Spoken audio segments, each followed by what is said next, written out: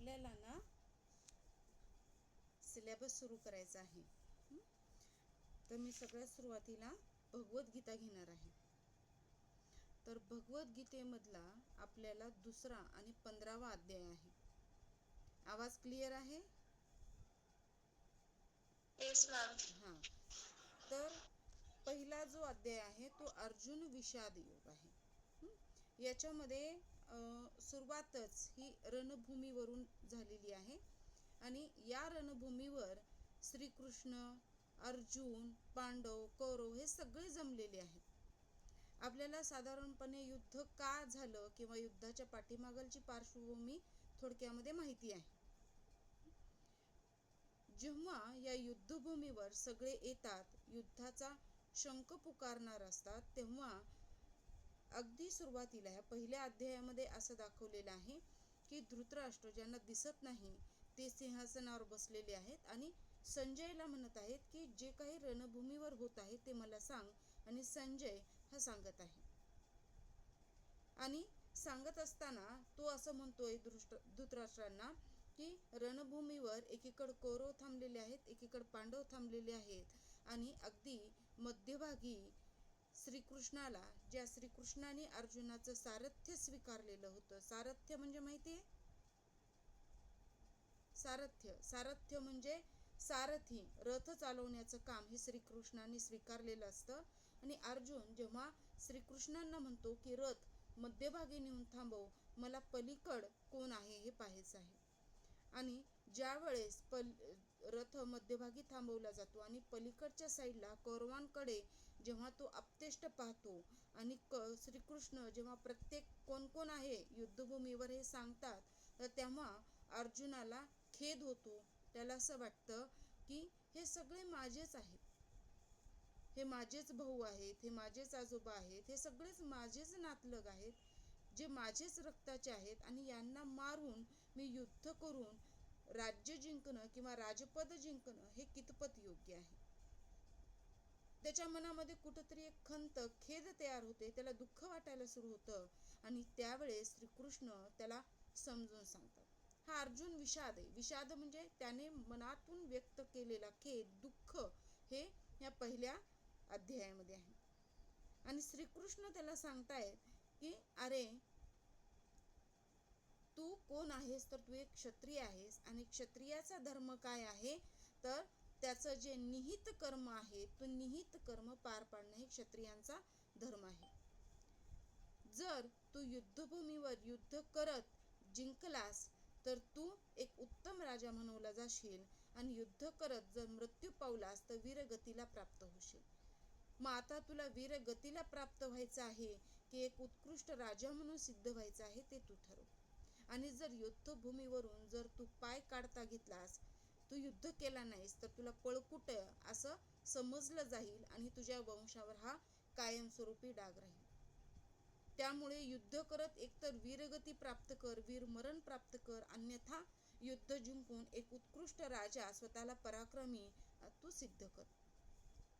मग अर्थातच अर्जुन युद्धासाठी तयार होतो आणि हा दुसरा जो अध्याय आहे सांख्ययोग, याची सुरुवातच होते संजय सांगतो इथपासून. संजय काय म्हणतो, तम तथा कृपया अविष्टम अश्रुपूर्णम कुलेक्षणम. तम तथा, तम म्हणजे त्या ठिकाणी, तेथे थांबलेला तो कोण, अर्जुन, काय म्हणतोय की कृपया म्हणजे करुणतेने, काय म्हणतोय, अविष्टम व्याप्त झालेले, अश्रुपूर्ण, कुल म्हणजे त्याचे डोळे पाण्याने भरलेले आहेत. एकीकडे त्याला खंत वाटते, खेद वाटते की आपण हे काय करतो आहे, त्याचे डोळे पाण्याने भरलेले आहेत. काय करावं आणि काय करू नये याच्यामध्ये त्याला एक प्रश्न पडलेला आहे. हे करावं तर ते होईल आणि ते करावं तर हे होईल. एक साधारणपणे त्याच्या मनामध्ये एक संभ्रम तयार होतो आणि या संभ्रमामुळे आपल्या समोर असणारे जे शत्रुपक्ष म्हणून उभा आहे तो आपलेच नातलग आहेत, या सगळ्या विचाराने तो अगदी खचून गेलेला आहे. त्याचे डोळे पाण्याने भरलेले आहेत आणि विषीदंतम इदम, दुःख झालेलं आहे, त्याच्या मनामध्ये शोक झालेला आहे.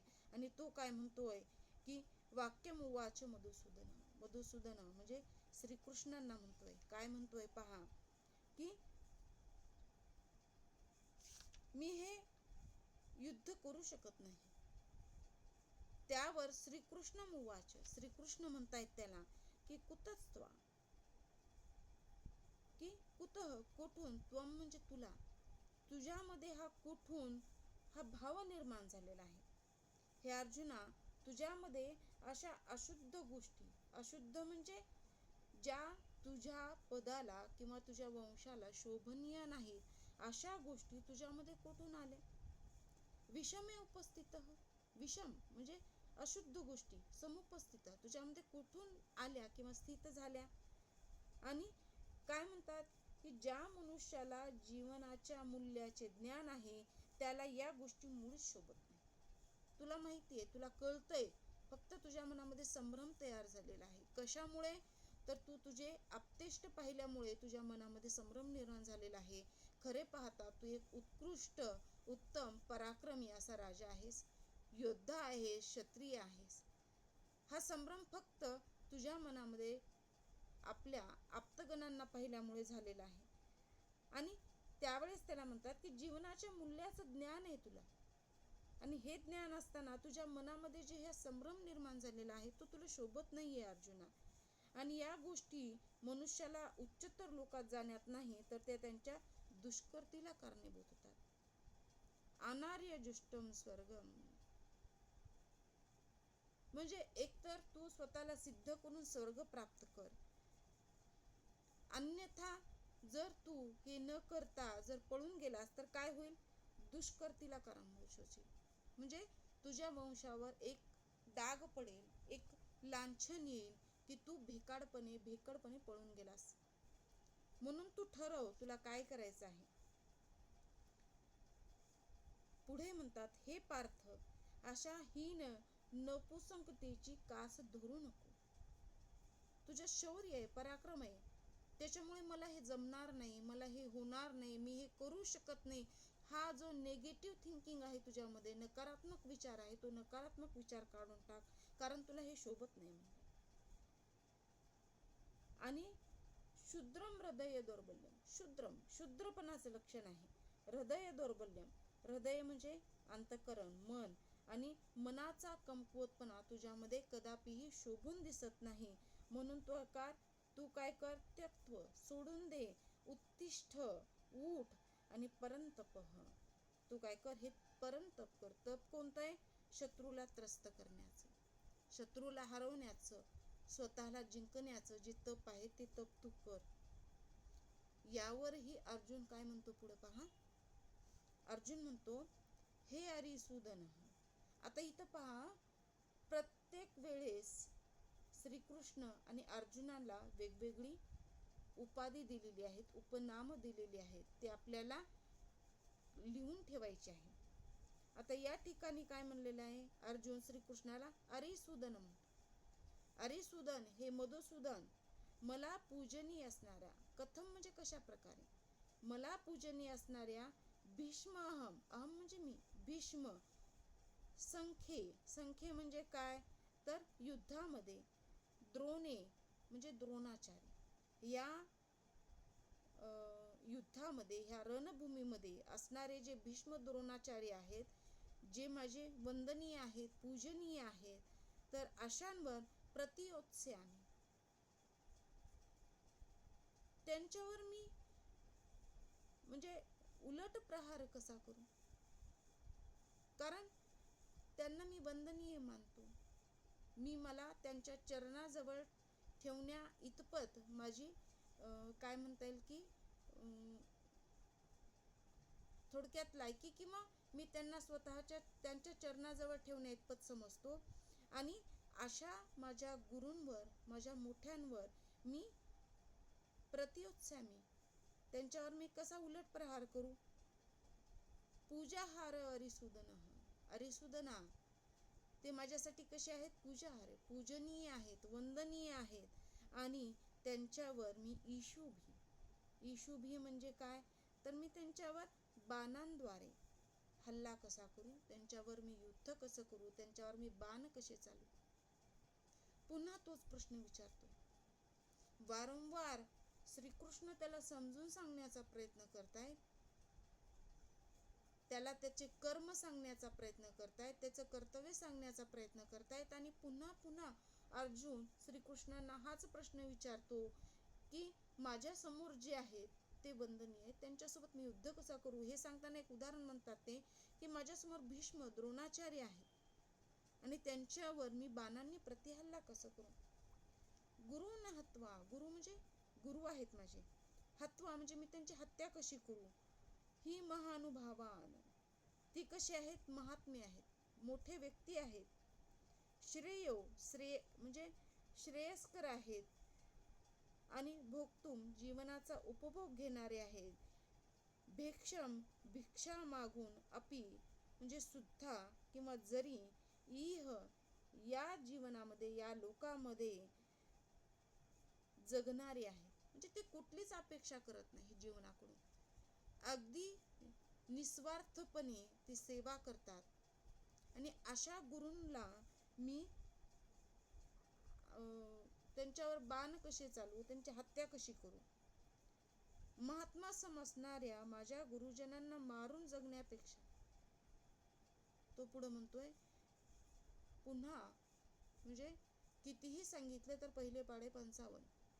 याप्रमाणे श्रीकृष्णाला अर्जुन पुन्हा म्हणतोय की ते इतके निस्वार्थी आहेत, इतके कुठल्याच प्रकारच्या अपेक्षा न करणारे आहेत. अगदी चांगल्या पद्धतीने ते आपल्या विद्यार्थ्यांना, आपल्या शिष्यांना घडवतात. आणि अशा वंदनीय पूजनीय गुरूंना मी कसा मारू. त्याच्यापेक्षा मी काय करेन तर भिक्षा मागून जगणं हे माझ्यासाठी श्रेयस्कर ठरेल, योग्य ठरेल. जरी त्यांना भौतिक लाभाची इच्छा असली तरी ते ज्येष्ठ आहेत. भौतिक लाभाची इथं काय म्हटलंय,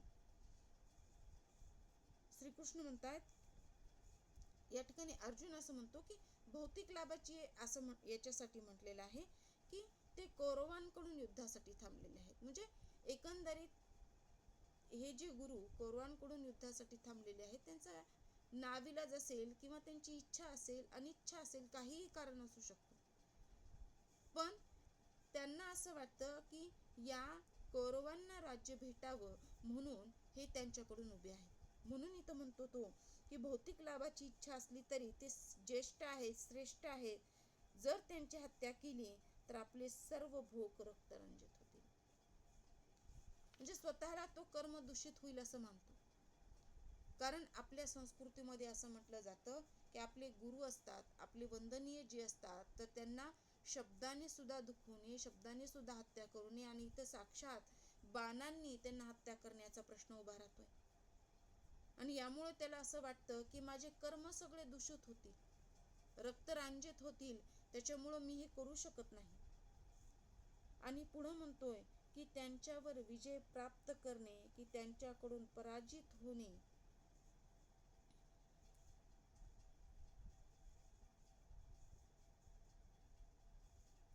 मी स्लाइडच केले नाही. आणि पुढं म्हणतोय की त्यांच्यावर विजय प्राप्त करणे की त्यांच्याकडून पराजित होणे, या दोहेपैकी कोणती गोष्ट अधिक चांगली आहे हे मला कळत नाही.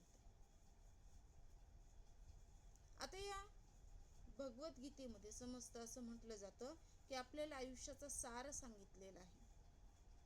जेव्हा आपल्यासमोर अनेक प्रश्न उभे राहतात, जेव्हा आपल्यासमोर अनेक प्रश्नांची उत्तरं भेटत नाही, तेव्हा आपल्याला भगवद्गीता त्या प्रश्नांची उत्तरं देण्याचा प्रयत्न करते. आयुष्यामध्ये काय चांगलं, काय वाईट, योग्य काय, अयोग्य काय, काय करावे, काय करू नये, नीती काय, अनिती काय, ह्या असंख्य प्रश्नाची उत्तरं या भगवद्गीतेमधून दिलेली आहेत. आणि इथे जेव्हा त्याला प्रश्न पडतो त्यावेळेस तो काय म्हणतो, त्यांच्यावर विजय प्राप्त करणे की त्यांच्याकडून पराजित होणे, या दोहोंमध्ये कोणती अधिक गोष्ट चांगली आहे.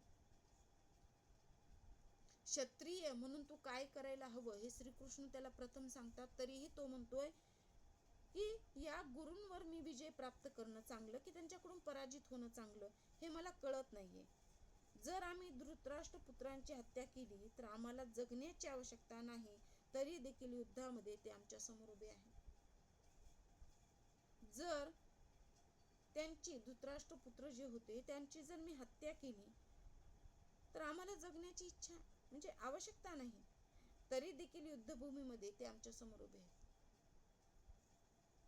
म्हणजे कुठल्याही दृष्टीने जर बघितलं, कुठल्याही गोष्टी पद्धतीने श्रीकृष्ण त्याला समजून सांगण्याचा प्रयत्न केला तरी तो पुन्हा पुन्हा त्याच प्रश्नावर येतो. पुढे तो म्हणतोय की माझ्या दुर्बलतेमुळे मी माझ्या कर्तव्याबद्दल गोंधळून गेलो आहे. माझे जे कर्तव्य आहे, ठीक आहे, श्रीकृष्णांना म्हणतोय ठीक आहे, तुम्ही मला सांगितलं की तू काय करायला हवं, काय नको करायला हवं, काय चांगलं काय वाईट हे सांगितलं. क्षत्रिय म्हणून तू काय करायला हवंस हेही सांगितलं. जर तू युद्ध करताना जर मेलास तर तू स्वर्ग लोकाला प्राप्त होशील, आणि युद्ध करून जर जिंकलास तर एक विजयी पराक्रमी म्हणून सिद्ध होशील आणि तुझ्या वंशाचं नाव वाढवशील.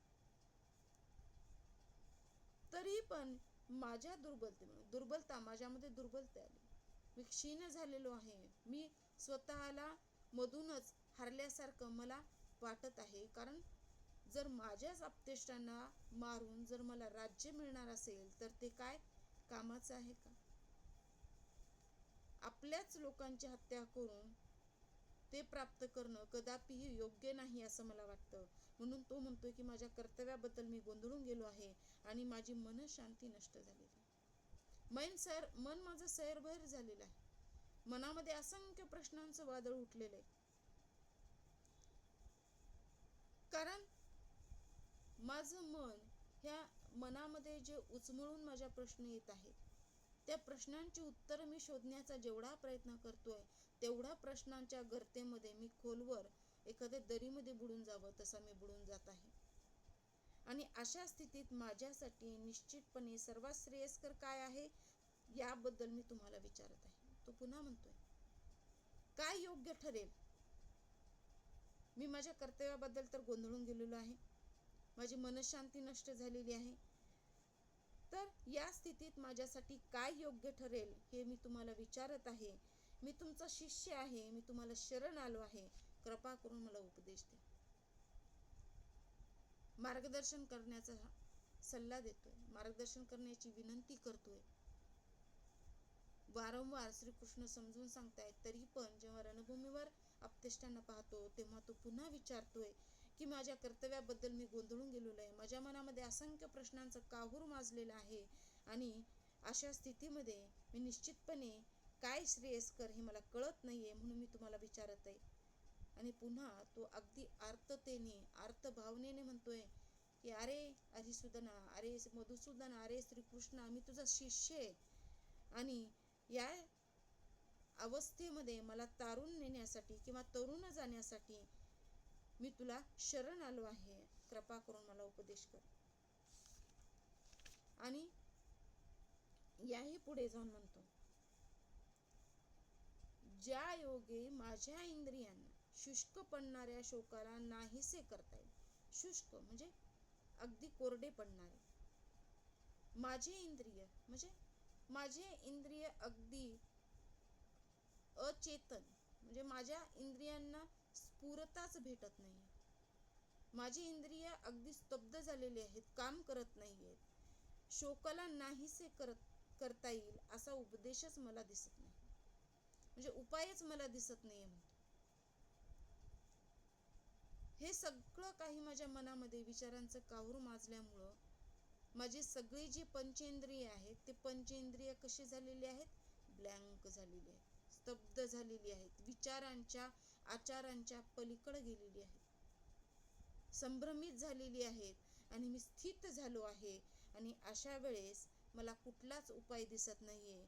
स्वर्गातील देवांसारखे सार्वभौमत्व असलेले वैभवशाली आणि प्रतिस्पर्धी नसलेले राज्य प्राप्त करून सुद्धा मला या शोकाचे निराकरण करता येणार नाही. ठीक आहे, स्वर्गातील देवासारखं सार्वभौमत्व असलेलं म्हणजे सगळं काही संपन्न असलेलं, वैभवशाली असलेलं, आणि मी जिथं शत्रूलाच अगदी विनाश करून प्राप्त केलेलं हे राज्य प्राप्त करून मला माझ्या शोकाचं निराकरण करता येईल का? माझं मन मला शांत करता येईल का? माझ्या मनामध्ये जे काहूर माजलेलं आहे की माझ्या आप्तेष्टांना मारून त्यांच्या मृत्यूला कारणीभूत ठरून मी राज्य प्राप्त करणं आणि राज्यकारभार करणं हे सगळं मी करीलही, पण माझ्या मनामधलं जे काहूर आहे, गोंधळ आहे, अनेक प्रश्नांचे जे काही मंथन चालू आहे ते माझं थांबेल का? या शोकाचं निराकरण करता येईल का? हे सगळे प्रश्न मनामध्ये त्याच्या पडलेले आहेत. आणि त्यावेळेस अगदी साहजिकच धृतराष्ट्रासमोर बसलेला संजय धृतराष्ट्रांना म्हणतोय की संजय म्हणाला, याप्रमाणे बोलून झाल्यावर परंतप अर्जुन श्रीकृष्णांना म्हणाला, हे गोविंद मी युद्ध करणार नाही, आणि स्तब्ध झाला. आता या ठिकाणी श्रीकृष्णाला गोविंद हे उपनाम किंवा उपाधी, उपमा दिलेली आहे.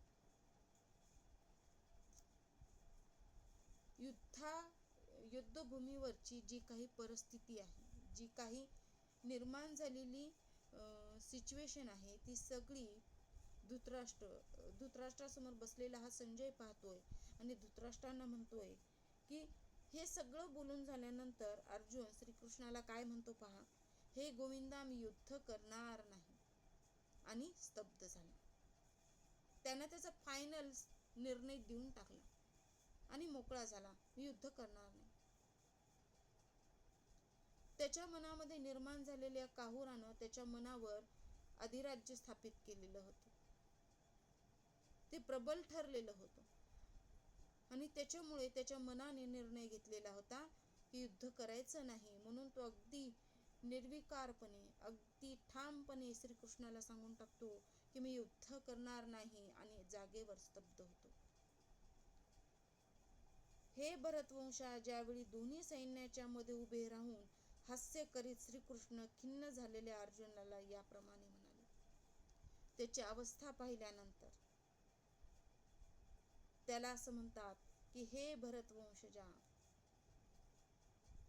त्यावेळी दोन्ही सैन्याच्या मध्ये उभे राहून हास्य करीत अर्जुनाने श्रीकृष्णाला रथ मध्यभागी नेऊन थांबवायला सांगितलेला होता. म्हणजे एकीकडे कौरव आहेत, एकीकडे पांडव आहेत, आणि या दोघांच्या मध्ये रथ नेऊन थांबलेला आहे, आणि सगळे आपल्या शत्रू पक्षामध्ये कोण कोण आहे हे पाहत असताना श्रीकृष्ण त्याला सांगत असताना त्याच्या मनाची अवस्था जी झालेली आहे तो ते बोलून दाखवतो, मनाची चलबिचलता बोलून दाखवतो, आणि शेवटी सांगतो की मी युद्ध करणार नाही. आणि त्यावेळेस श्रीकृष्ण सैन्याच्या मध्यभागी थांबलेले स्मित हास्य करत म्हणतात, खिन्न झालेले अर्जुनाला म्हणतात की पंडिताप्रमाणे बोलणारा तू जे शोक करण्या योग्य नाही त्याबद्दल शोक करतेस. योग्यच नाहीये, तुला समजत नाहीये, तुला कळत नाहीये तू काय बोलतो आहेस. जे शोक करायला हवं तिथं शोक करत नाहीयेस, आणि जे शोक करायला नाही पाहिजे तिथे तू शोक करतोयस. म्हणजे विरुद्ध अवस्था तुझ्यामध्ये निर्माण झालेली आहे, तू विरुद्ध दिशेने चालत आहेस. तर भानावर ये, तू काय करतो आहेस याची जाण तुला होऊ दे. म्हणून त्याला म्हणतात तू पंडिताप्रमाणे बोलणारा, तू ज्ञानी आहेस, तू विद्वान आहे, क्षत्रियाने काय करायला हवं काय नाही याची तुला जाणीव आहे, हे माहीत असताना सुद्धा तू शोक करण्यायोग्य नाही त्याबद्दल शोक करतयस. जे ज्ञानी जण आहे ते जीविताबद्दल तसेच मृताबद्दलही शोक करत नाही. जे ज्ञानी आहेत ना, ज्ञानी म्हणजे ज्यांना जीवनाचं अंतिम सत्य माहिती आहे ना, जे व्यक्ती जन्मतो तो जन्मताच आपल्यासोबत मृत्यू घेऊन येतो, आणि जन्म आणि मृत्यूच्या मध्ये जे काही आयुष्य जगतो त्याच्यामध्ये कर्म कसे करायला हवेत याचं सगळं ज्ञान तुला आहे. आणि हे सगळं ज्ञान असताना सुद्धा तू सगळा शोक करतोयस. तुला माहिती आहे की जन्मलेला माणूस मरणार आहे, कोणीच इथं अमर राहण्यासाठी आलेला नाहीये, तरीही तू शोक करतो आहेस. म्हणून पण पुढं म्हणतात की ज्या काळी मी, तू आणि हे सर्व राजे अस्तित्वात नव्हते, त्याला भान करून देतात की जेव्हा मी, तू आणि हे जे काही सगळे राजे आहेत ना अस्तित्वात नव्हते, असा काळ कधीही नव्हता, आणि भविष्य काळात आपण अस्तित्वविहीन होणार असेही नाही. अर्थात आज आपण आहोत, पूर्वी नव्हतो, पुढे राहणार आहोत की नाही माहिती नाही, किंवा पृथ्वी इथं संपणार आहे हे तुला माहिती आहे का? जग रहाटी जी आहे ती अशीच चालू राहणार आहे. जन्मानंतर मृत्यू आणि मृत्यूनंतर जन्म हे आयुष्याचं, ह्या जगाचं चक्र आहे, ह्या निसर्गाचं चक्र आहे.